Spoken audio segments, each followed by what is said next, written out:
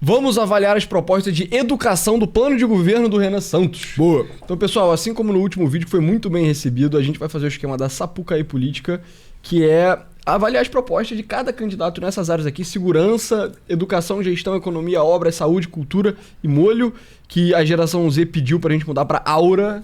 Então, enfim, agora vai ficar Aura. A geração Z é absurda, né? Nós, né, que somos boomers. Pois é, e, enfim. E aí, eventualmente, quando sai o plano de governo do Lula, do Flávio, do Caiado, do Zema, da Sâmara Martins e do Augusto Cury, a gente faz também... Augusto Cook. Mas, por enquanto, só tem do Partido Missão. Então, esse será o que a gente vai fazer. De educação também só tem um capítulo. Então, se você pega o sumário aqui, você vê que tem várias coisas que tem múltiplos capítulos, né? Então, sei lá, gestão, tem pacto federativo, lei de responsabilidade fiscal, pautas de economia, tem várias diferentes. Então, de ajuste fiscal, economia, assistencialismo, indústria, etc. Mas educação, esse aqui é o único capítulo que trata, então a gente vai cobrir ele. É bom que é um capítulo curtinho, então a gente consegue dar bastante atenção, né, para as propostas. E a educação é muito importante, né? Acho que a gente não fica no fetiche educacional nesse canal, mas a gente fala bastante sobre educação, cara, que é importante, é basilar. Pois é, fundamental. Enfim, como sempre, começa com um diagnóstico. Esse diagnóstico vale pra gente passar um pouco mais rápido, porque ele é um pouco repetitivo, mas vamos lá. Aquele velho truísmo que diz que a educação forma nações é uma verdade amarga para o Brasil, já que, em nosso país, a educação é um retrato de uma nação amorfa, sem contornos definidos, de inteligência insulada e incapaz de competir nas áreas da produção tecnológica e da ciência, de igual para igual, com outras nações do seu porte e com a vocação imperial. É pior que a gente até consegue competir em algumas áreas, mas poucas, né? Eu acho que o diagnóstico insular é interessante, né? Porque realmente tem núcleos de inteligência onde o Brasil é ultra competitivo, né? Tipo, destaque para Embraer, Embrapa, Petrobras. Exato. E o próprio Banco Central também, né? Eu acho que tem, enfim, engenharia de petróleo, o Brasil é muito competitivo, né? Tem tecnologia de ponta. Já teve mais em alta, né? Mas eu acho que também. Então você tem meio que esses núcleozinhos onde o Brasil realmente performa, enfim, nas condições semelhantes aos países do primeiro mundo. Mas não é uma coisa lato distribuída de forma equânime, ou então, mesmo você não tem uma alta casta consolidada, né? Você tem pontinhos de inteligência e de talento a nível global. Mas isso é muito bom, né? Porque muita gente fica nessa pira de Boestil, o Brasil tem QI 83. Cara, tudo bem, eu entendo ser meio que cético com relação à capacidade cognitiva do brasileiro médio, mas tem muito brasileiro muito bom. E a gente meio que tem que reconhecer isso, cara, que a função da educação no Brasil é elevar os brasileiros mais inteligentes para que eles alcancem seu potencial máximo e tentar reconhecer que nem todos os brasileiros são assim, mas a gente precisa, tentar levantar as massas também o máximo que a gente puder. Total. E essa é uma conversa que a gente tem muito com o Renan, assim, mas é a ideia de que é isso, o maior ativo de um país são os seus gênios. Então, uma das tarefas do Estado-nação no século XXI é potencializar ao máximo o talento disponível. E aí eu concordo. E aí, da outra medida, você tem meio que um levantar a maré no geral, né?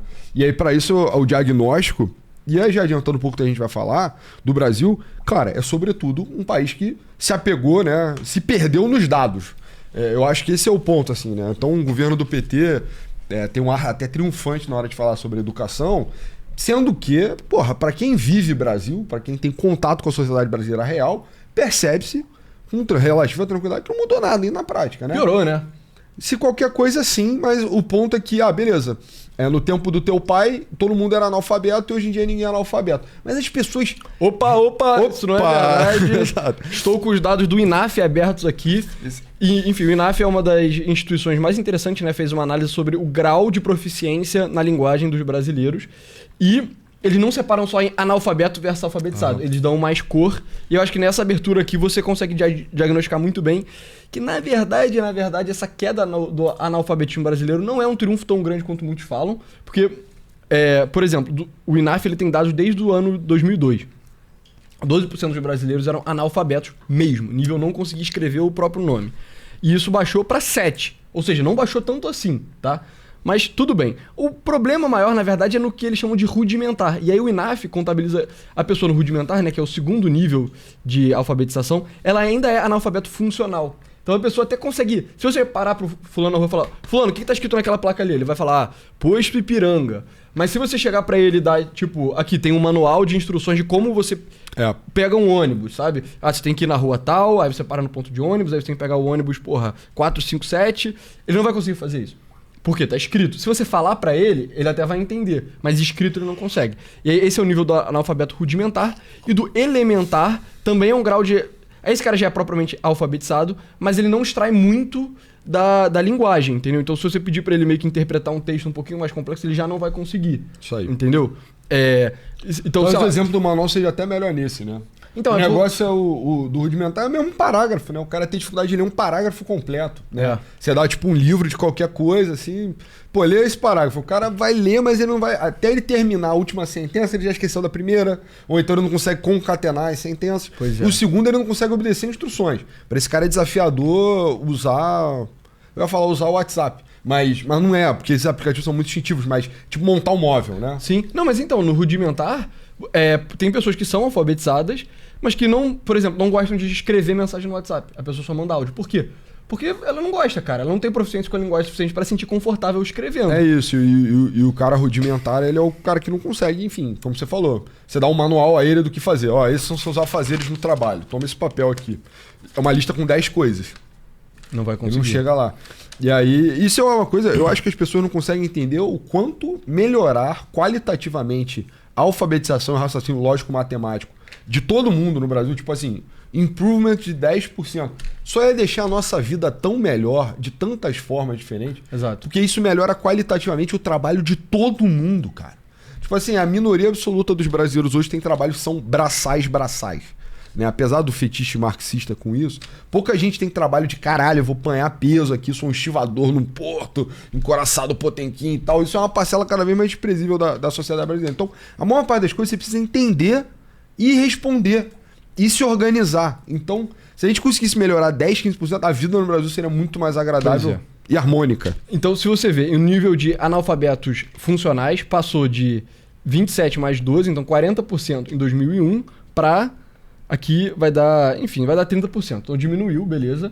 Só que se você contabilizar os 3 graus mais baixos, cara, aqui tava em mais ou menos 70% em 2002 e continua em 70%. Ou seja, cara, as pessoas realmente no topo da pirâmide da proficiência com a linguística não aumentaram nos últimos 20 anos. E eu diria que o nível proficiente é uma pessoa realmente que, sei lá, você vai dar um livro pra ela, vai entender, vai interpretar. Vai gostar. Ou não. Eu acho que, sei lá, por exemplo, se você não tá no grau proficiente, você não deveria nem sequer estar numa universidade. E o fato que tem mais de 10% dos brasileiros com ensino superior já mostra que tem muita gente com ensino superior que não deveria ter.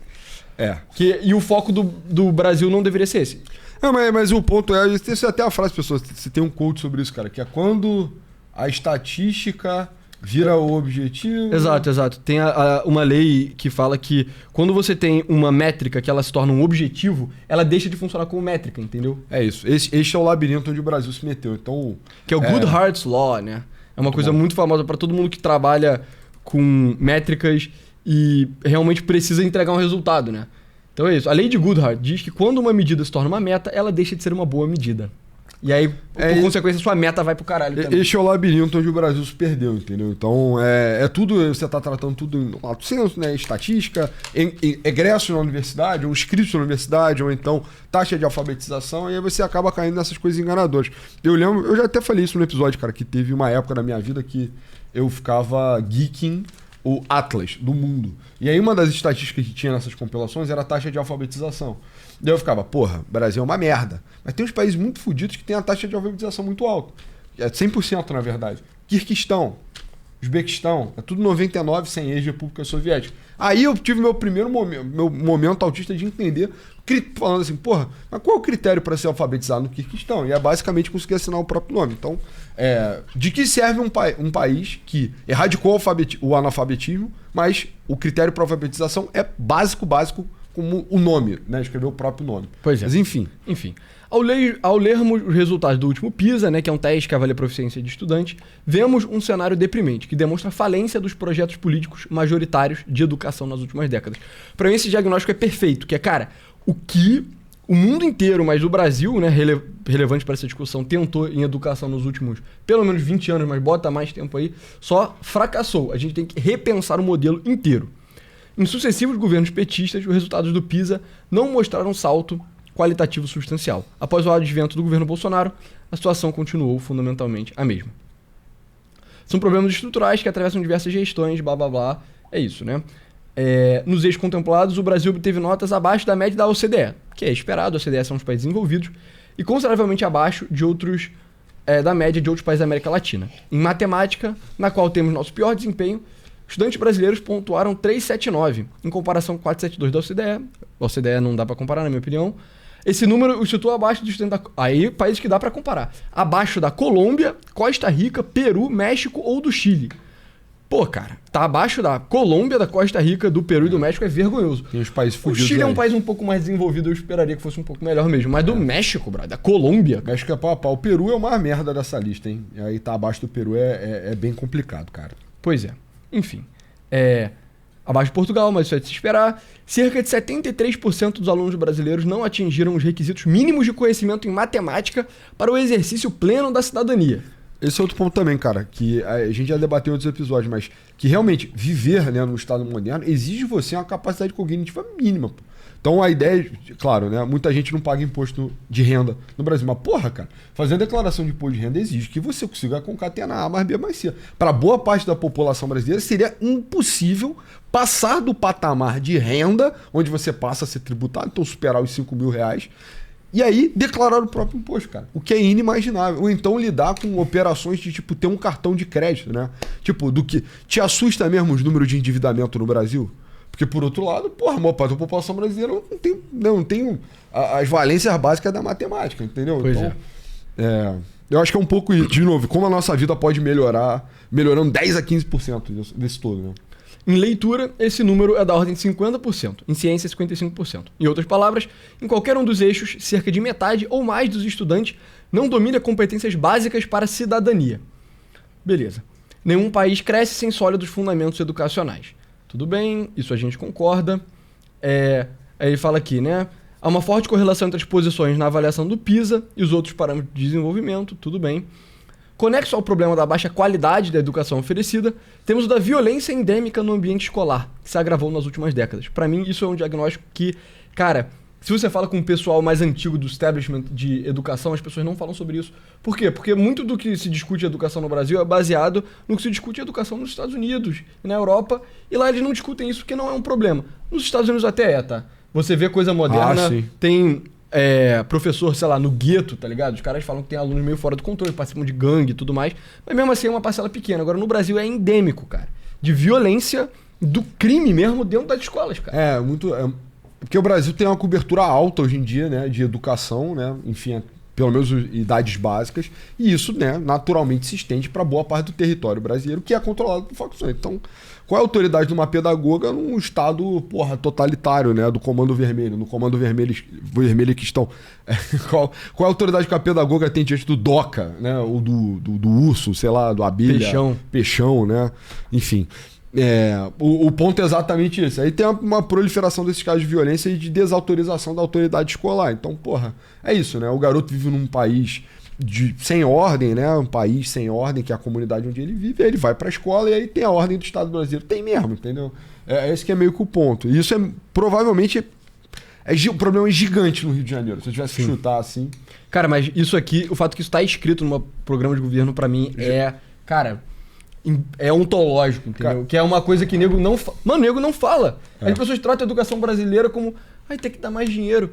Mas cara, mais dinheiro não atrapalharia, provavelmente ajudaria, mas, cara, tem problemas que não se resolvem com dinheiro. Mas tu sabe, cara, que a primeira parte eu acho até mais interessante, porque eu acho que de uma forma pervertida, cara, a política educacional do PT, ela é uma política de privilégio para classes populares também, de certa forma, entendeu? Então, tipo, o PT autoriza uma inflação dessas titulações, e todas mesmo, né? Tipo, passar de ano na escola até se formar na faculdade, e rebaixa os critérios mesmo.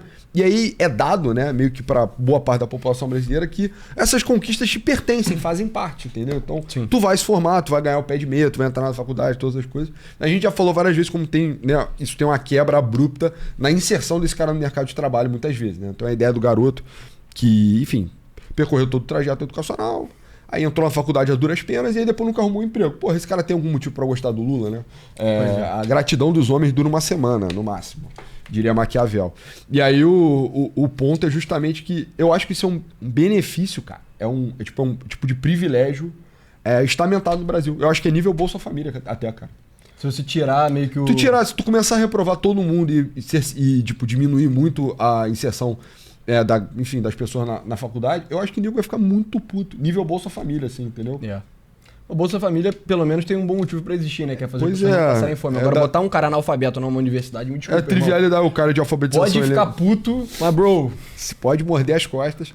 De novo, eu concordo com você. Bolsa Família, ele é muito mais estratégico mesmo. Agora, eu acho que esse ponto, só da missão fazer esse diagnóstico já ganha muito ponto comigo, cara. Total. Eu que não tô convencido ainda, né?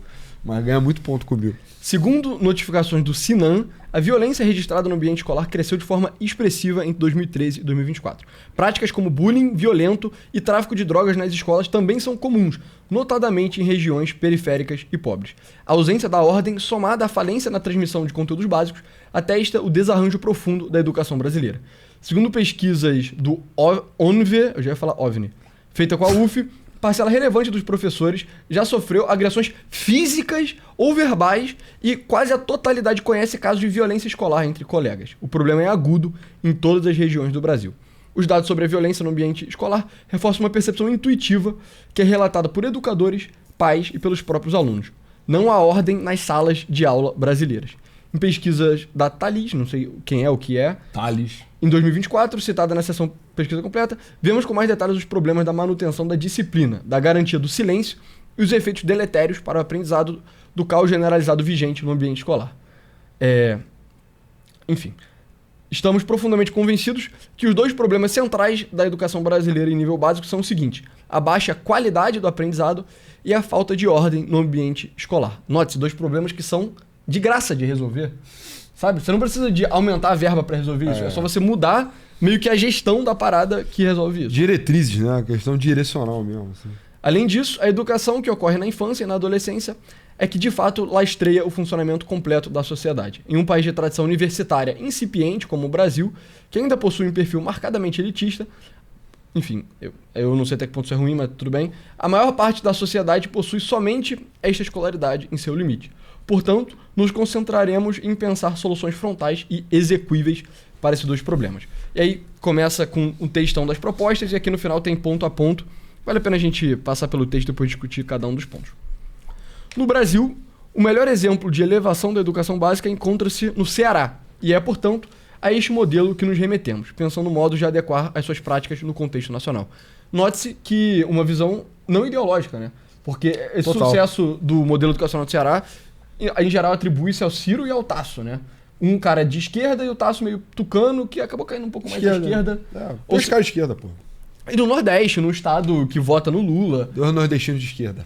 Pois é, então, enfim, eu fico feliz de ver não ter preconceito meio ideológico, sabe? Encanta pelo pragmatismo, né? Eu acho que é partindo do problema sempre. Isso é muito bom, cara. Isso é muito bom. Também buscaremos a adoção universal do sistema fônico de alfabetização, que se encontra amparado pelas melhores evidências científicas disponíveis, dando, aliás, respaldo a uma orientação que já se encontra contemplada na BNCC e na Política Nacional de Alfabetização.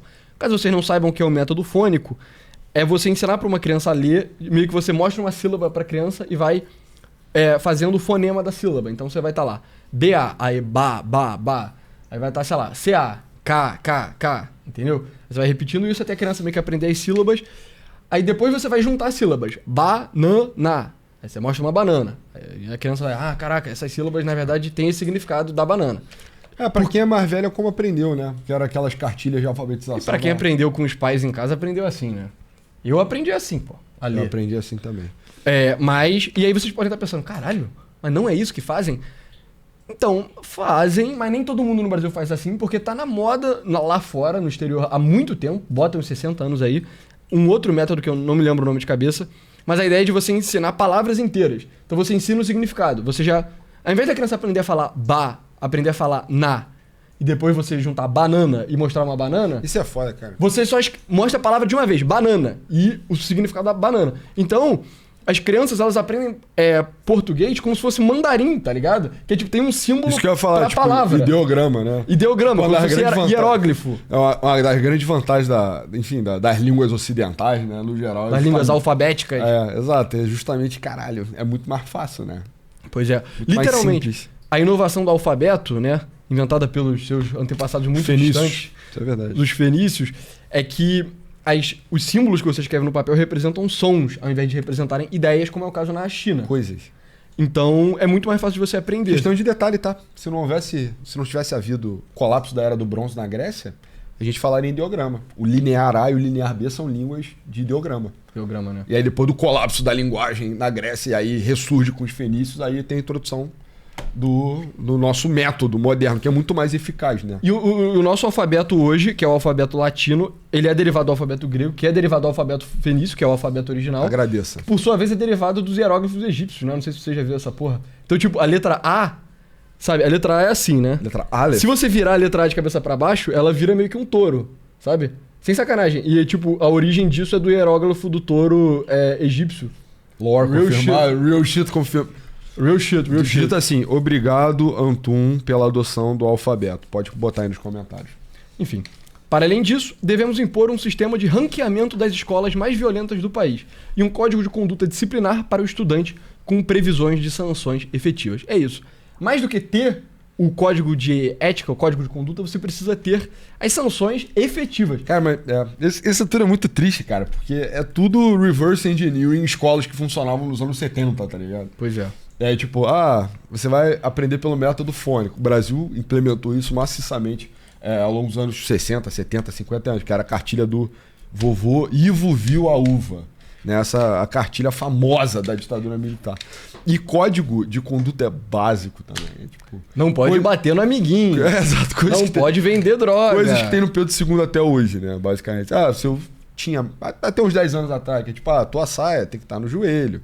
A tua meia não pode estar rasgada. Isso é tipo, parece estúpido. E a gente estudou num colégio que tinha mais ou menos isso também. O teu cabelo tem que estar cortado. Essas coisas parecem muito retardadas quando você é adolescente, mas quando você olha de fora e de cima, você vê que... Pois é. Nas escolas localizadas em regiões com elevada criminalidade ou que atestem graves problemas indisciplinares, buscaremos ampliar a competência da União para ela proceder à adoção do modelo de escolas civis militares. E aí, a parada da escola cívico-militar, o brilhante Néstor Guerenius fez um tweet falando sobre isso, né? Que o principal motivo das escolas públicas cívico-militares funcionarem tem a ver com a disciplina, não tem a ver com ter mais verba. Então tem até estudos, ele cita aqui, que mostram que a bagunça em sala de aula é um dos principais fatores que levam alunos a pontuarem menos. E as escolas cívico-militares, elas foram literalmente implementadas em lugares que tinham baixo IDEB, que é baixo índice de desenvolvimento, sem seleção de alunos. Então não é o caso do Pedro II, né? Pedro II que é uma boa escola porque seleciona aluno, pelo menos antigamente selecionava, eu não sei como é hoje.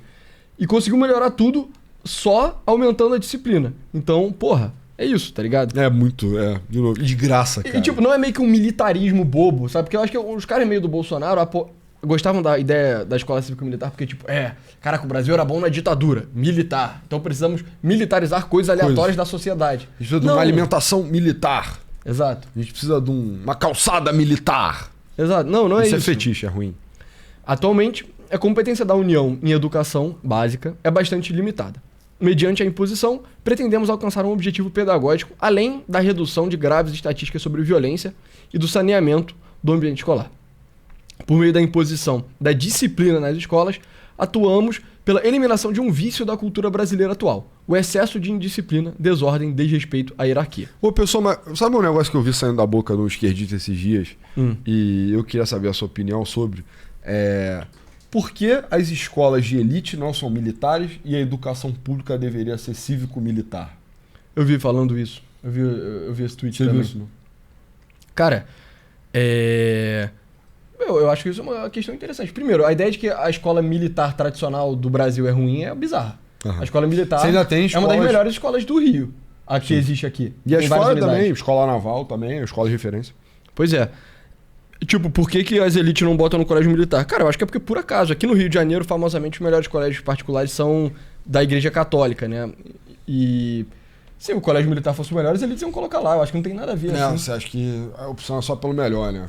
Eu acho que são duas coisas ortogonais, assim, incorrelatas. Eu acho que também tem um papel histórico das Forças Armadas, cara, como meio de ascensão mesmo, né?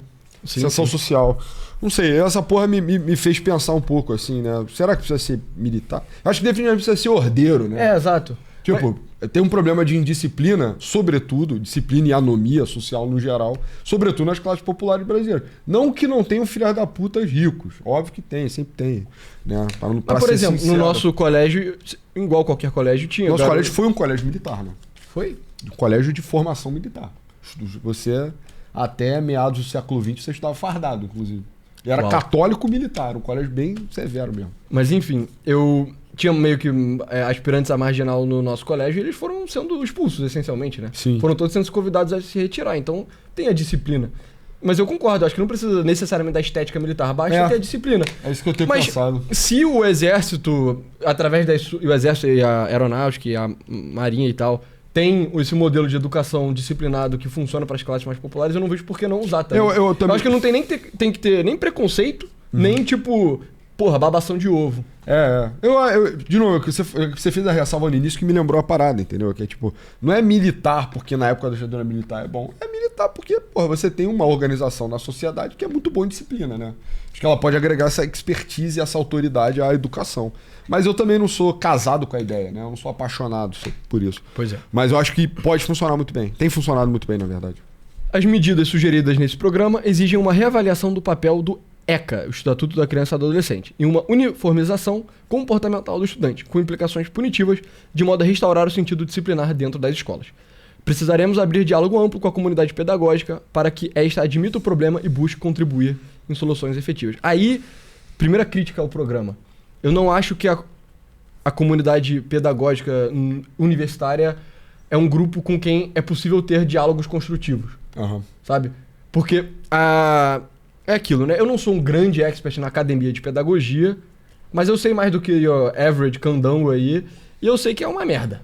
O que nego ensina... Cara, eu e você conhecemos uma quantidade bizonha de professores, é uma coisa verdadeiramente assustadora, e... Cara, eu já ouvi da boca de mais de um professor que você aprende uma parada na faculdade, aí você tenta implementar aquilo no colégio e você vê que só não funciona. Essa é a grande frustração de freirianos, de forma geral. Esse é um dos grandes defesas, cara, de pedagogo. E nem precisa falar no masculino, né? Pedagogas, né? Só forma mulher. É que, quem dera a educação no Brasil fosse freiriana, né? Mas a gente consegue aplicar. Exato, mas por quê? É porque você tem uma ideologia que foi pensada descolada da realidade. Na medida que o Paulo Freire tinha experiência educacional, ele tinha experiência de educar adultos, não crianças.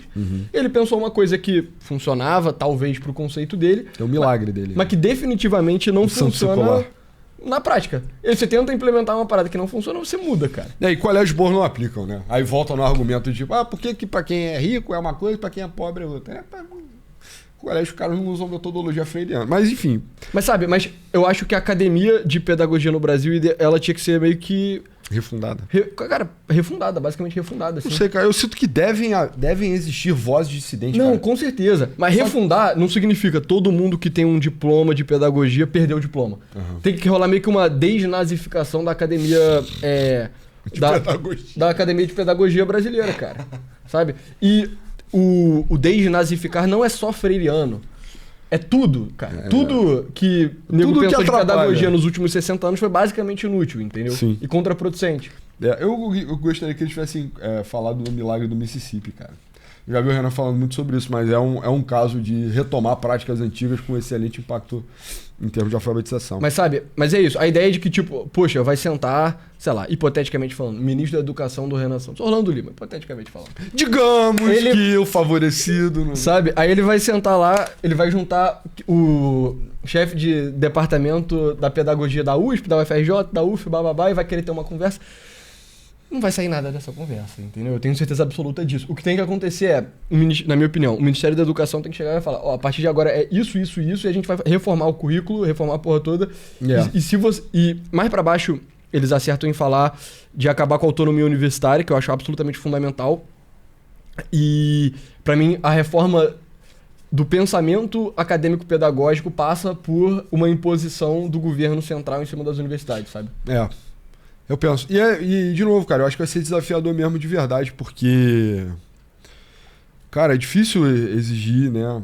Ou então cobrar cooperação por parte de professor, de forma geral, né? É bem complicado, cara.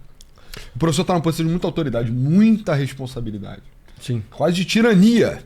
Imagina, ficar trancado na sala com um monte de criancinhas. A criança é meio retardada, cara. Ela Ela ainda tá, o cérebrozinho dela ainda tá em desenvolvimento. É muita autoridade que o professor tem, é complicado. Pois é. Outra proposta é mitigar a progressão continuada nas escolas em que ela ainda vigora integralmente. Isso é um golaço, assim, mas tão óbvio, né? Mas, de novo, eu acho que é um privilégio, cara. Nego não quer mais ser reprovado. Ninguém no Brasil. Aí quem é rico e quem é pobre, cara. Nem colégio de rico reprova mais direito. Sim. Eu ouço sobre. Acho que as pessoas precisam de um grande choque, um grande banho de água fria. Pois é. Se teu filho não estudar, ele tá fudido, sabe? O Instituto da Progressão Continuada, isso é você não reprovar uma criança numa série, né? Aqui provação automática. No Rio de Janeiro a gente chama de provação automática. Aprovação. O Instituto da Aprovação Automática, criado para dirimir o problema da evasão escolar, tem criado um outro problema correlato. Alunos que passam de ano sem o domínio efetivo do conteúdo escolar ministrado. Devemos criar outros instrumentos para a retenção do aluno em sala para além da progressão. Golaço. Por fim, temos no horizonte uma ambiciosa reforma do ensino superior, dentro da qual devemos também enfrentar uma série de questões centrais que tensionarão esta relação ainda mais. Devemos realocar recursos atualmente investidos em cursos bacharelescos para a área de ciência, tecnologia, engenharia e matemática. Isso, eu já vi pessoas criticarem que, na verdade, se você olha bem, os cursos de sociologia, de humanos, recebem uma verba, ínfima das universidades. Porque é um curso muito barato, toda a infra deles é sucateada, os professores nem ganham tão bem assim. Não mais, né? São poucas as universidades que ainda têm um bando de curso de sociologia. Tem a multiplicação, eu acho que é mais o custo de oportunidade de você botar um candão com 4 anos pra fazer essa porra, entendeu? Por que tem que formar 60, 80 todo ano? Sim. Em massa, né? Formação em massa. E eu acho que eles são múltiplos, né? Você tem muito mais formações humanas do que... Eu acho, né? Se você separar cada engenharia, tem engenharia pra cacete. Né? Mas FRJ tem tipo umas 25. Não, mas tem tudo engenheiro, vai. Sim. Tá. Vocês fazem o mesmo ciclo básico, caralho. Mas é isso, os caras de humanas chamam a gente. Vocês são todos engenheiros. E nós engenheiros vamos ficar de vocês são todos viados. Maconheiro! É verdade. Mas o negócio, cara, é que... Eu acho que no fundo, cara, acho que no final, se passar a régua, forma mais gente de humanas que de exatas, cara, na maior parte das universidades. Porque esses cursos de exatas, eles são mais exigentes. Você precisa de laboratório, precisa de prática. Idealmente tem que ter alguma conexão com o meio empresarial, né? Afinal, o cara tem que fazer alguma porra depois da faculdade. Sim. Eu acho que isso é mais exigente. Mas não sei se é muito dinheiro, é mais o custo de oportunidade mesmo. Sim. Substituir o sistema de cotas por um sistema de bolsas de mérito. Também 100% a favor. Cadê? Eu me perdi aqui, cara. Criar faculdade cuja oferta de curso dialogue com as necessidades de desenvolvimento industrial delineadas no plano industrial da missão. Isso eu acho bem complexo, tá? Enfim, eu acho que tá certo, isso tem que ser feito, mas isso é uma parada bem mais difícil do que parece, assim. Porque indústria é uma parada muito... É tipo, você ter um parque industrial decente no seu país é tipo um... Como se fala? A garden, sabe? Acho que nada poderia ser menos um jardim do que um parque industrial. Cara, mas é uma coisa que você precisa cuidar, né? Exato, você tem um parque industrial sustentável economicamente, um jardim. Você tem que tratar com amor, né? Tem que tratar com amor, tem que regar o tempo inteiro, tem que ver se não tem erva daninha, você tem que ir lá parando. Você tem que botar indústrias que são complementares. E a pior parte é que, da mesma forma que o jardineiro, as plantas meio que têm vontade própria, se elas vão crescer ou não. E você só pode fazer coisas como influenciar se elas estão pegando sol, a quantidade de água. Vale por si, tá ligado? A quantidade de fertilizante, a indústria é igual. O Estado não consegue fazer a indústria inteira sozinho. Eu só boto a planta na minha mão, ela faz exatamente o que eu quero. Caralho, é o Stalin, porra. a planta. Eu tô falando literalmente de jardinagem, não de parque industrial. Então, enfim, isso é meio difícil, mas... Mas tem que ser feito. Tem que ser feito.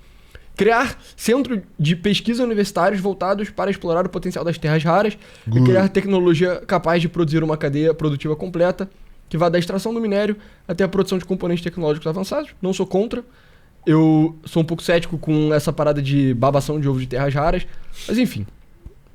Também não sou contra. Eu acho que, sinceramente, se você pegasse o telefone e ligasse para... Eu nem sei tecnicamente quem faz... Quais são as faculdades que tem engenharia de Minas no Brasil. Ouro Preto. O FMG. Se você ligasse pra Minas Gerais tem muito, sabia? Pra esses caras... Porque será, né? E falasse, eu vou te dar, 50 milhões aí pra... O FOP, o FMG. Vou te dar 50 milhões pra turbinar o teu programa de Minas aí pra terras raras. Eu acho que os professores vão achar maravilhoso. Acho que não é muito difícil fazer isso. Mas beleza. Nosso modelo deverá ser o de países como China, Singapura e Israel. That's bold, mano. 3 países que são referência em muita coisa, né? Não funcionar, né? Entre outros, amplamente... Tô falando sério, não é piada não. Entre outros, amplamente exitosos na preparação de quadros qualificados para inovação e tecnologia. As propostas principais da missão para a educação obedecem a duas injustiças principais, injunções, que foram colocadas como os problemas na sessão anterior. Então, as propostas são as seguintes. Primeiro, elevar o nível de qualidade das nossas escolas com foco especial nas disciplinas básicas do currículo, língua portuguesa e matemática, assegurando formação sólida em ambas. Por favor, você só precisa estudar os dois, cara. Todo o resto é... É isso, cara. É quirk. É isso. É divertido, mas, cara, é português na veia, cara. Na época dos nossos avós, eles inclusive chamavam o ensino médio de científico. E a ideia é, se você não for se tornar um cientista, vulgo, se você não for entrar no ensino superior... É isso mesmo, pessoal. Oi? É científico pra virar um cientista? Mas literalmente é. Tanto não, o nome que... era científico. Mas era pra virar um cientista, né? Era pra entrar em STEM, porque eu acho que se você fosse fazer direito, você não fazia o científico, você fazia um outro. Você fazia um outro meio versão humanas, que eu não sei porque... In my family, we do math, entendeu? Mas enfim, mas o meu ponto é esse. O meu ponto é, irmão, química. Caralho, brother. Não tem que... Nem todos os brasileiros têm que aprender química, cara. Tu é o Heisenberg, porra? Física também não, cara. Física realmente... Biologia, cara. Não precisa, mano. Bro, é português e matemática. Filosofia, sociologia, esquece, mano. História é importante. Tá? História é importante. Mas o grau de proficiência... Mas história não é uma parada que o cara precisa ter uma proficiência foda. Eu sendo um tarado em história. Eu acho mas que... a história é importante pra motivos culturais. Cara, sim. Eu não sei, cara. Eu sinto que no meu liceu ideal, meio que só tem 2 aulas. Tipo, uma aula você é torturado. Jiu-jitsu. 3 aulas. Tem uma aula de jiu-jitsu. E aí, de manhã, você é, tipo, torturado fazendo conta. Você só fica se fudendo muito ali, cara. Aritmética, geometria, trigonometria, o caralho. Só se fudendo muito. E aí, de tarde, é tipo... É português, mas é Brasil também, entendeu? Você tá estudando português à luz da literatura e da história do Brasil. É tipo uma matéria só. Chamada... Mas você não acha que não sei. Isso funcionaria melhor pras elites do que pras massas? Não sei. Provavelmente sim.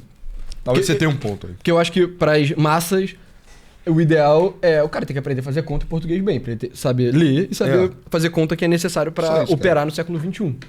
Mas ele tem que saber um pouco de história do Brasil também. Tem. Tem que saber que foi o Pedro Álvares Cabral que descobriu, que antes não existia ninguém, a terra era vazia.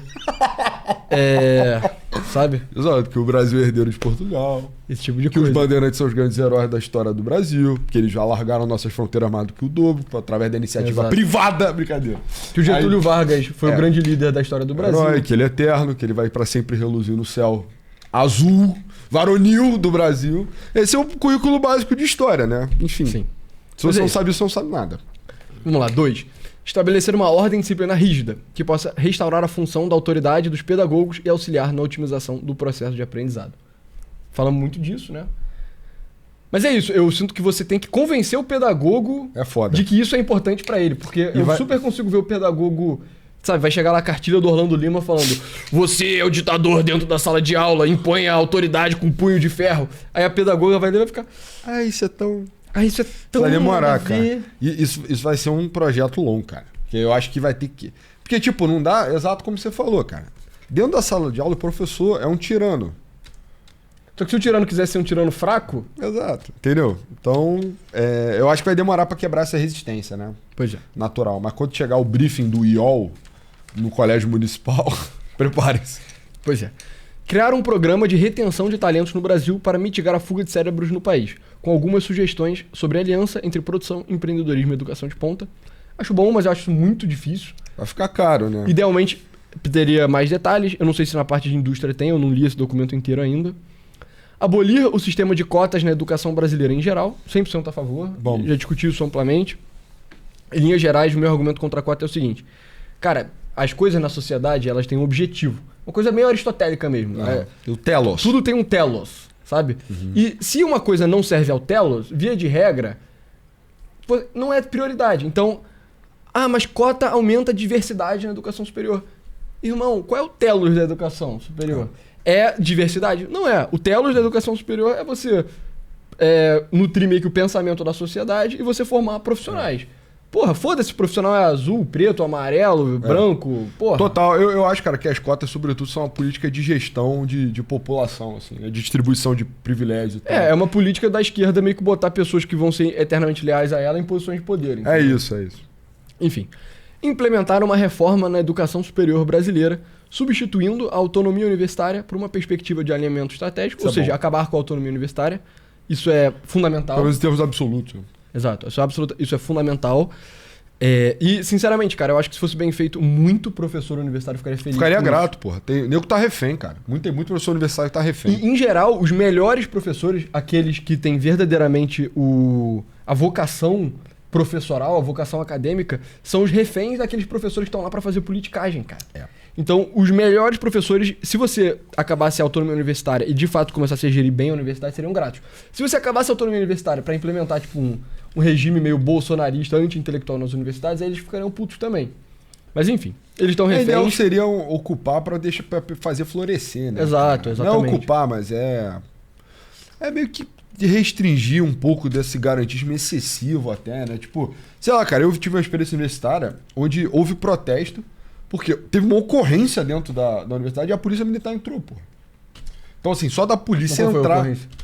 Foi uma faixa em defesa do DJ Renan da Penha, né? A polícia foi lá tirar, tá ligado? E aí o nego ficou revoltado com a autonomia universitária sendo infringida pela PEMERG. Pois é. Então isso é longe demais, entendeu?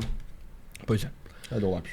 Criar um código de conduta para o estudante implementado em nível nacional que lhe prescreva punições objetivas para comportamentos inadequados em sala de aula, com classificação das punições e rol de comportamento. O código deverá ser amplamente publicizado nas escolas brasileiras. Acho uma ótima ideia. Implementar isso é um pouco difícil, né? Não sei se vai ter, tipo, o interventor do Orlando Lima em cada universidade, cada escola, para garantir que vai ficar punindo os alunos. Isso está condicionado também à desarticulação das estruturas do crime organizado, né? Só dá para enforce isso depois da Grande Guerra Nacional. Pois é. Estabelecer um ranking oficial de disciplina nas escolas que sirva para modular o VAR, que é o valor aluno-ano-resultado, que será aumentado aliando o escrutínio da disciplina com os indicadores tradicionais da qualidade da educação. Então, a ideia é meio criar esse índice novo, né, que é o valor aluno-ano-resultado, e aí ir gerindo dinheiro com base nisso. Em resumo, escolas mais ordeiras receberão mais recursos. Gestores que mantenham a disciplina, de acordo com o código disciplinar, serão premiados. Queremos criar um sistema de incentivos para dirimir esse problema. Para isso, deve ser necessário centralizar os poderes e competências na União, reformando as leis de competência da educação. Eu sou fã desse pensamento. Isso é quase que um pensamento meio de economista, assim, não, preciso criar os incentivos. Mas eu acho engraçado que eu já fiz a analogia de você treinar um cachorro antes, que é o seguinte: o economista, ele é o cara que treina o cachorro com base em ficar dando petisco. Sacou? Funciona, você pode treinar o cachorro para dar petisco. Mas eu já falei, a polícia, na hora de deixar um cachorro doutrinado, não é só petisco. Tem uns puxões no cordão dele também. Então, sou a favor, dá mais recursos pro cara que é melhor. Mas e a punição do cara que é um merda? E a punição do cara que não tá cumprindo a cartilha Orlando Lima de reforma educacional?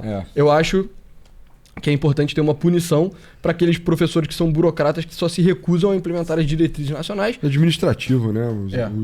Enfim, corpo administrativo da escola, o corpo pedagógico, né? Principalmente. Por que a tua escola tá performando mal? Vou te afastar, enfim. Você precisa mandar um relatório aqui ou tu vai perder teu carro. Ou eu vou te jogar em outra escola. Exato. Mas, no geral, acho bom. Transformação das escolas em situação crítica, de acordo com o sistema das escolas civis militares, buscando exemplo no que dá certo no Brasil em El Salvador. Em El Salvador, o Bukele proibiu aqueles cortes de cabelo meio esquisitos, né? Fez várias reformas disciplinares. Acho bom.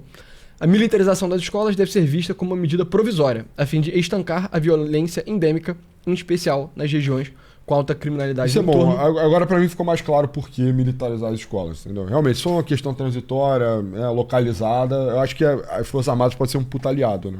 Pois é.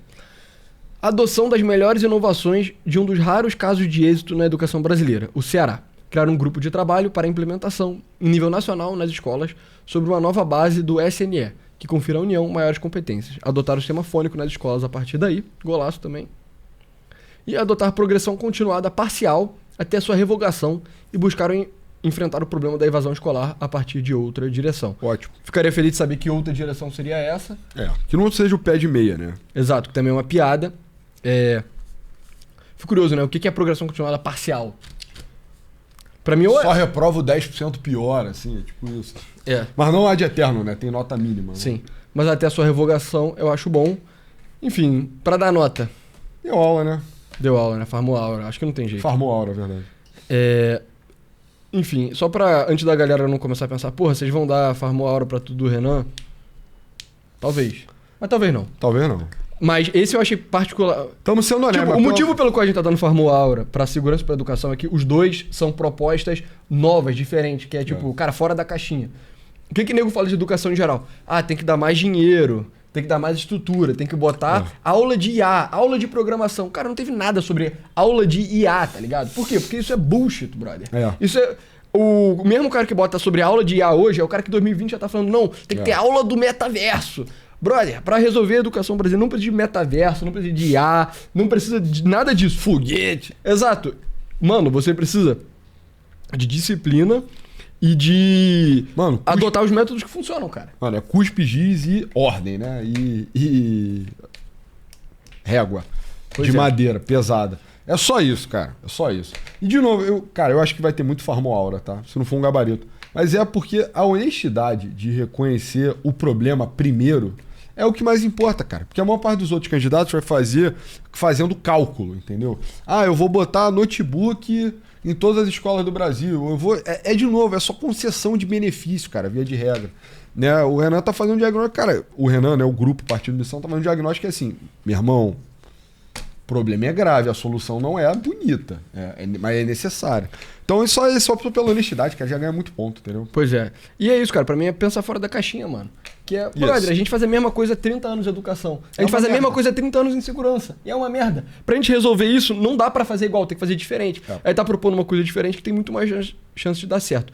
Então pra isso eu acho que um Farmou Aura merecido. Enfim, pessoal, a gente vai continuar fazendo essa série. Mas se você gosta do nosso conteúdo que apoia o nosso trabalho, entre no nosso site www.novosclasses.com.br. Tem conteúdo extra gratuito e exclusivo, pago também. E para isso você vai ter que assinar uns 2 planos, um de 15 e um de 30 reais, que é a melhor forma de apoiar o nosso trabalho. Valeu! Mas é isso.